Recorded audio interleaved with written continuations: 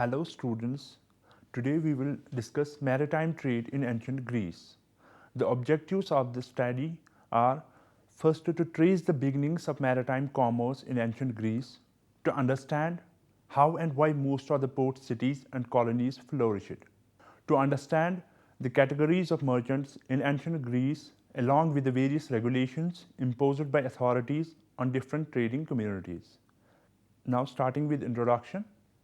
The abundant and the wide variety of Greek wares, both ceramic and metal, found in modern excavation on many shores of the Mediterranean and Black Sea are a remarkable testimony to the economic expansion of ancient Greece.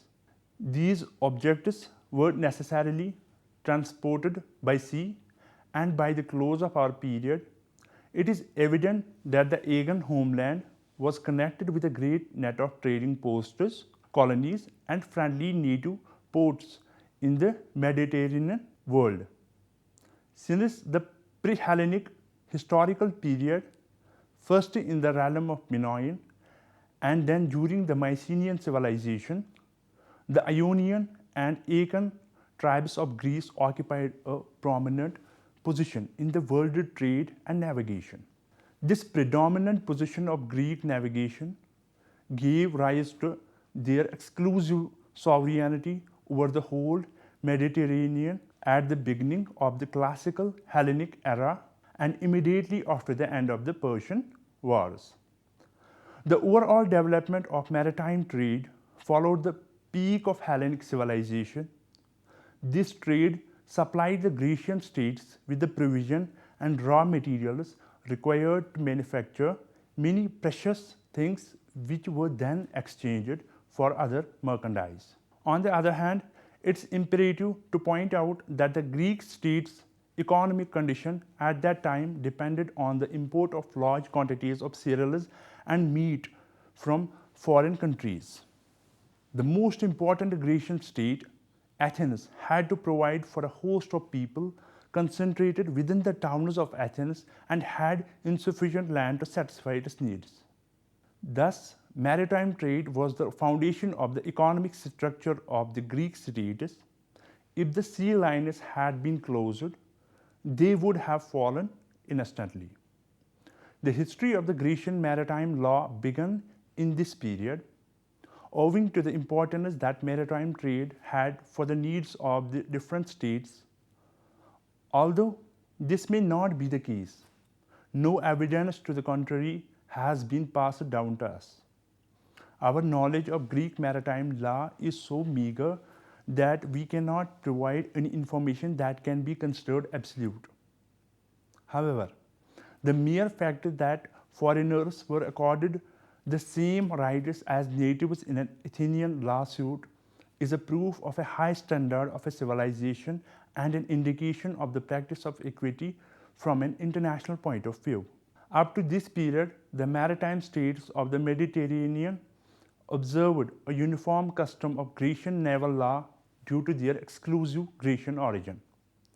However, Athens lost her leading position to Corinth. Rhodes was followed later by Alexandria, where most of the world's sea trade was concentrated at the time of the Roman Empire's approach. By tradition, Greece is a maritime nation, as shipping is the oldest kind of occupation among the Greeks and a vital component of ancient Greek economic activity. Ancient Greece's economy was primarily defined by its dependency on foreign items. Due to the poor condition of the soil in Greece, agricultural trade, which mainly comprised of agricultural goods, was of a particular importance. As Greece's population swelled, the need of additional food increased. In Greece, it was difficult to cultivate grain due to the country's steep terrain and variable rainfall, and not enough was produced to meet the need of the population.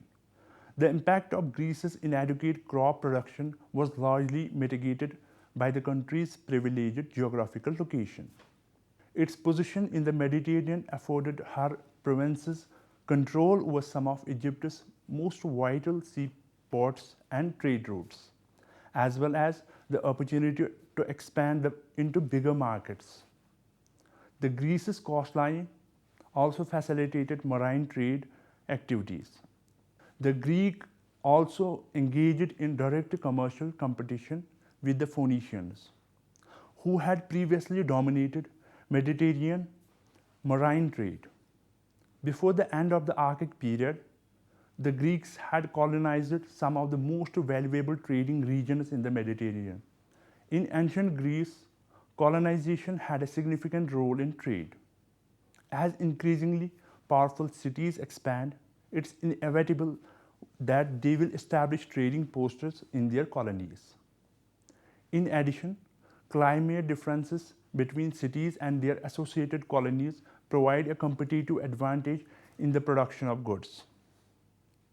For instance, Sicilian colonies frequently enjoyed better weather and had access to market where they could sell grain to towns with larger populations. Larger city-states typically exported higher value items such as olive oil to their colonies. As a result of this concern, all primarily commercial governments were encouraged to pursue colonial endeavors and maritime trade. The push of a lack of local arable land and the pull of easy access to the sea both had an impact on the development of these governments. Massilia, a major Greek colony, flourished in part because of its advantageous position at the Rhone River's Mediterranean estuary. Thus, it could have access to marine trade, markets, and resources in northern Gaul. In addition to exploiting these interior markets, the Greek commercial business made Massalia a formidable economic entity. According to some scholars, the Greeks of Massalia served as intermediaries in the movement of products between northwest Europe and the eastern Mediterranean. Pomeroy adds that great landowners gained the most since they were able to produce substantial surplus for their market and subsidize the costs and losses of long sea trips. Although the landed nobility benefited much from trade, only few engaged in it because they deemed it beneath their social position. Now we will discuss categories of traders. Greek trade was primarily carried out by two different classes of traders, emporai and nokloroi. The nokloroi were a group of professionals who made most of their money by owning merchant ships, whereas in the case of emporai, they used to engage in a direct trade. The emporai derived a substantial portion of their income from interstate trade. These two flexible categories appear to be used for maritime traders in general. The other two characteristics also help us define the two types of marine traders more explicitly: free or unfree, men who go to sea, whether for a season or longer, mainly on behalf of a wealthy landowner for whom they purchase commodities through international trade. Free men who set sail for a short period or for an extended period in search of goods that they will ultimately resell for their own profit. From 800 to 625 BCE, Greek aristocrats were likely responsible for a sizable amount of the product traded by sea, sailing in their long ships with their nobles and sometimes with their dependents. In ancient times, it was more typical for peasants or landowners to transport surplus products to the neighborhood market for sale. When local marketplaces were unavailable, they chose the sea, but only when those markets were inconveniently situated.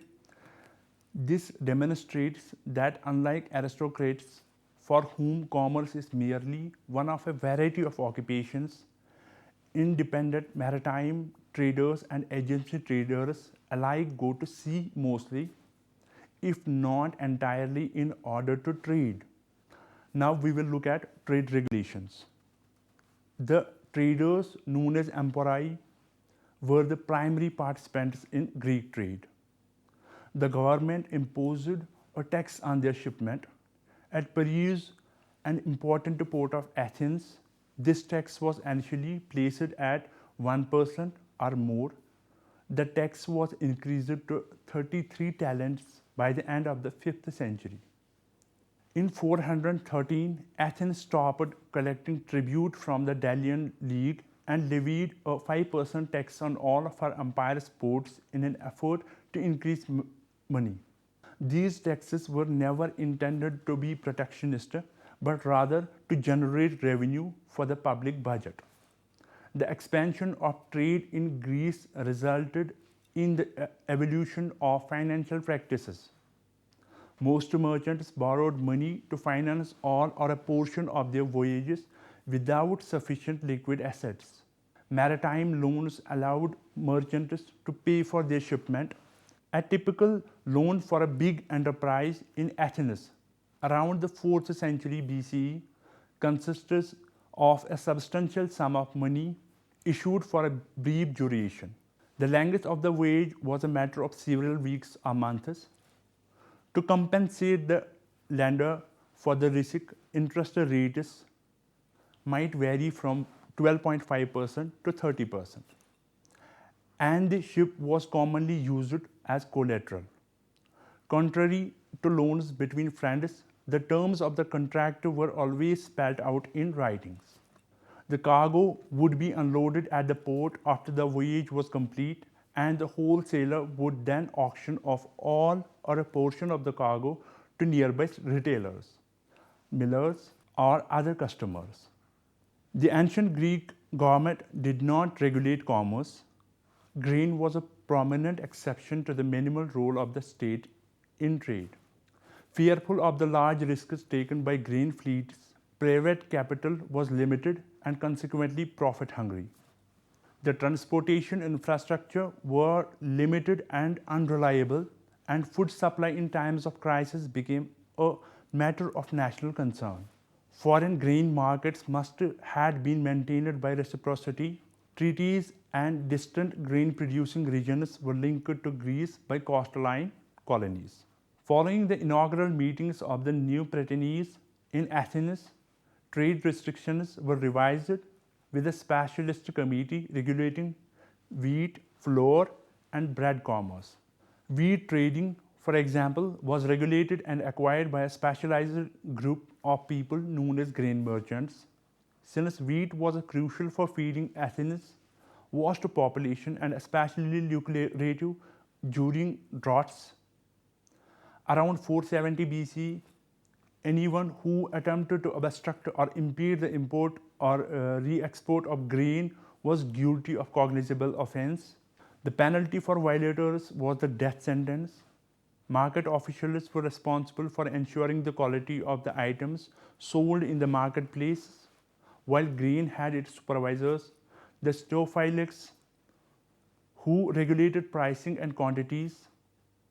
In addition to the imposition of taxes on the transportation of goods, like the tax on roads at Chalcedon or 10% transit fee on Athens imposed on the Black Sea trade, efforts were made to preserve the trade.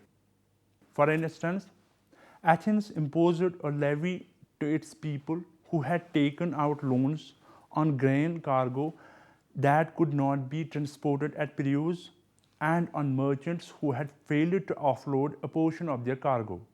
Special maritime courts were formed to entice traders to pick Athens as their trading partner, and private banks were institutionalized to ease currency conversions and protect depositors. Similar trading incentives existed in Thassos, a major commerce hub and a major exporter of premium wine.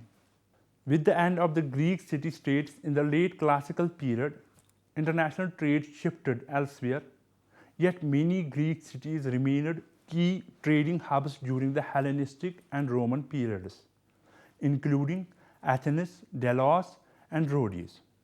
Now we will look at articles of maritime traders. The items transported by seafaring merchants were vital to the Greek polis. Some main commodities of trade are discussed as under. Some main commodities of trade are discussed as grain trade. Athens was more dependent on foreign grains than any other Greek state. Due to the less fertility of their fields, even the Attic farmers relied on it to some extent. Therefore, the literature of Athens provides a substantial amount of historical data on the extent and control of the grain trade and demonstrates what presumably occurred in other Greek states with similar geographical disadvantage, but which failed to leave such an extensive record. At some point, most emporii and nucleari participated in the grain trade, and emporii were typically considered to be grain merchants. The grain trade employed a huge number of marine merchants, and as the demand for grain intensified, these merchants became important. Bottomary loans financed no other transaction except for the grain trade. Grain was shipped to the port of Piraeus from the Pontic coast, mainly through Crimea, eastern Thrace, Syria, Egypt, Libya, Sicily, and possibly the islands of Cyprus.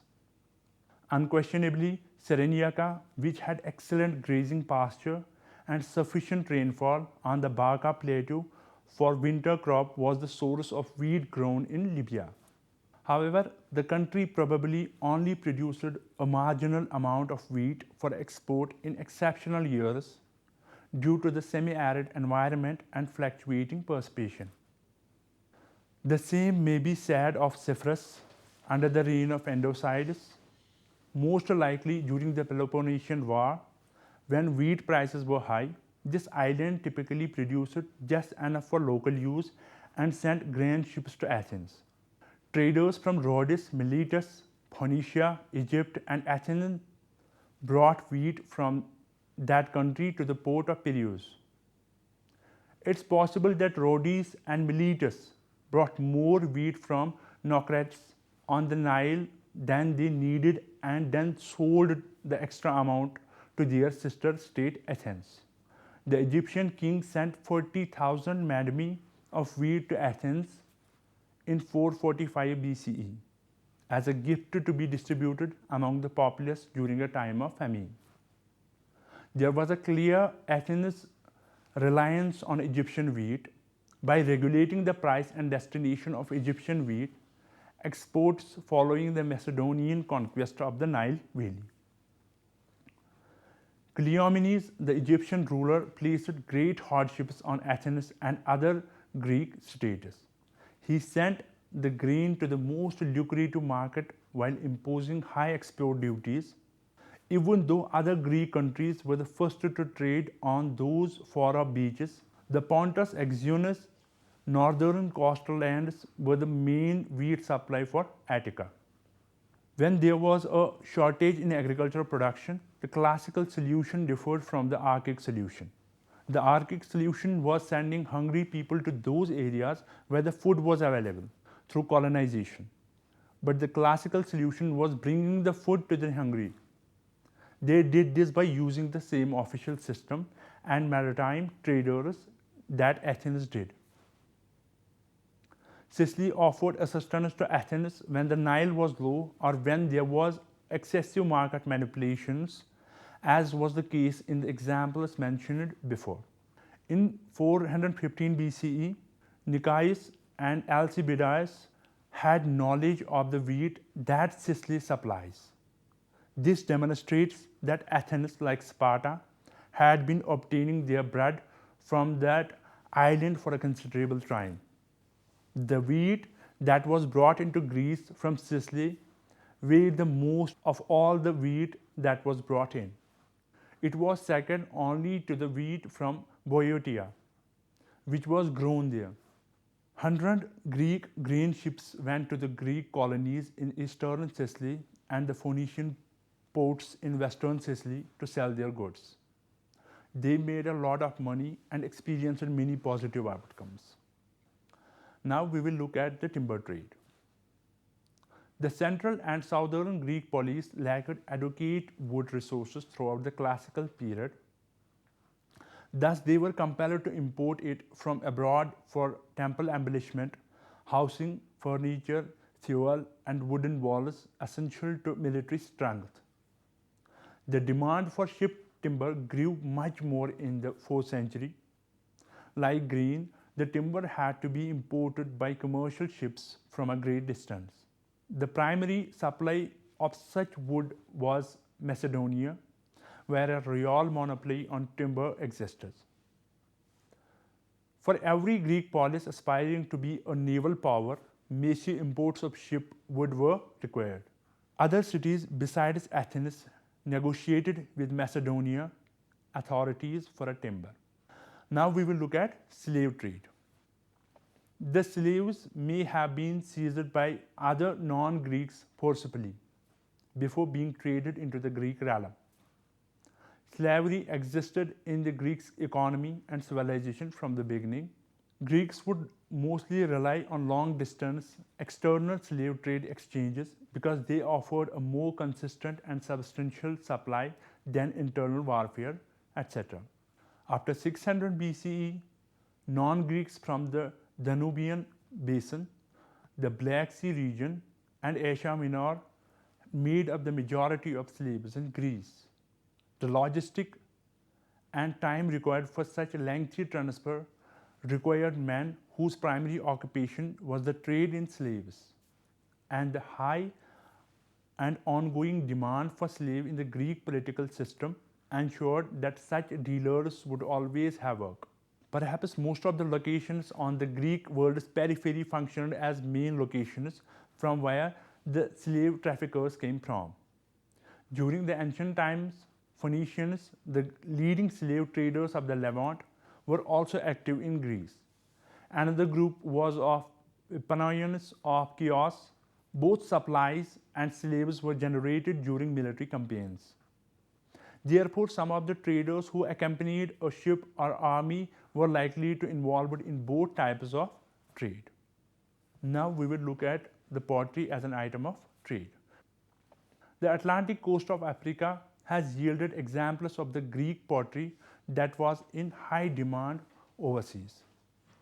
Greek pottery and other valuable items have been found far from their original locations.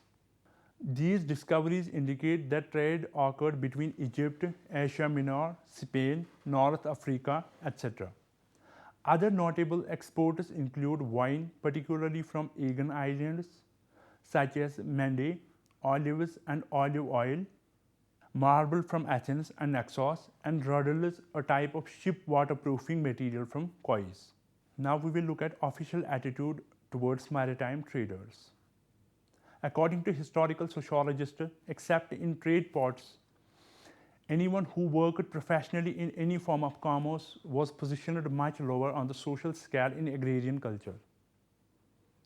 In terms of the social standing of maritime traders, however, possibly such rhetoric of otherness is premature. When we say that a person has a certain social status in Athens, we imply that he elicits particular type of assessments in Athenians' thoughts.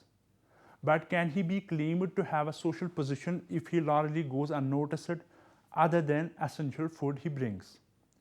Individual Athenians' concerns about social standing were superseded by the city's reliance on imported food. The distinction between Athens and other pre-modern agrarian communities is made by this essential aspect of the trader's place. Not only were the majority of emporoi and nucleoroi traders from outside of Athens, but they were also non-residents. Most of them financed their trading with bottomary loans. Due to Athens' prosperity and influence profit margins, non-resident maritime traders are drawn to the city. For instance, a trader who arrived in Pontus in the 4th century was granted duty exemption and priority of shipping only because he was bringing grain back to Athens. Emperors were subjected to Attic legislation, which required them to bring 2/3 of the grain they imported into the city of Athens. These officials had positions known as overseers of the import market, which likely involved further oversight over maritime traders. Most Greek trade rules prioritize securing imports, a practice that some scholars have criticized as economic imperialism. Like Athens, other polis also routinely levied taxes on imports and exports and designate special personnel to monitor activities in respective ports. Greek politicians controlled their wealth. Sparta designated individuals to handle the disposition of the booty, which was auctioned in the open market, with the proceeds going to the polis. The disposal of loot, particularly the sale of prisoners of war, was also strictly regulated by Athens. Now we will look at merchant partnerships. In ancient Athens, maritime trade was mostly in the hands of small business people who collaborated with partners to arrange shipment and conduct trade. Athens was a significant importer of grain, and there are detailed accounts of how partnerships were created to import cargoes to the city. Typically, trade was undertaken with borrowed funds and required the cooperation of 3 to 4 parties, which include a merchant shipper, a ship owner, an investor, and a wholesaler. Each of these individuals performed a unique function or providing unique skills to the project. The investors provided finance, the ship owners provided transportation, the merchants purchased, sold, and transported the cargo, and the wholesalers sold the cargo upon its arrival at the home port. The merchant shippers was the enterprise leading figure, typically operating on credit. He arranged a deal with a wealthy investor to cover the cost of the goods and freight charges. The merchant would charter or contract space abroad a vessel for a certain travel destinations with the ship owner. The loan for the voyage would be secured by a promise against the sale of the future cargo. In the unlikely event that the merchant was also a ship owner, the loan would be guaranteed by a pledge against the vessel. Otherwise, the merchant would accompany the ship for the duration of the voyage, arranging purchases and sale as necessary. If the ship was lost in a shipwreck, assaulted by pirates, or captured by enemies, the investor's investment would be lost, and the merchant and ship's captain would be at the risk of dying. Due to the significant risk, the interest rates on the loans ranged from 22.5 to 30% over a period of 4 to 5 months, depending on the voyage duration. At the conclusion of the voyage, the ship would arrive at the port Piraeus if the eventual destination was Athens, where the cargoes would be uploaded, for the wholesaler would auction off the cargo to local store millers or other consumers. Once the cargo was sold, the merchant was able to repay the loan, customers and port taxes, and any remaining freight charges. Commonly known as commandia partnership, the arrangement between a merchant, ship owner, and investor was the most typical form of collaboration. It was a contract in which the parties contributed diverse skills and abilities to a commercial endeavor. One merchant invested capital, another provided expertise and labor, the third partner invested transportation means, and so on. It was a feasible method for financing business in a low capital economy and avoiding wage labor.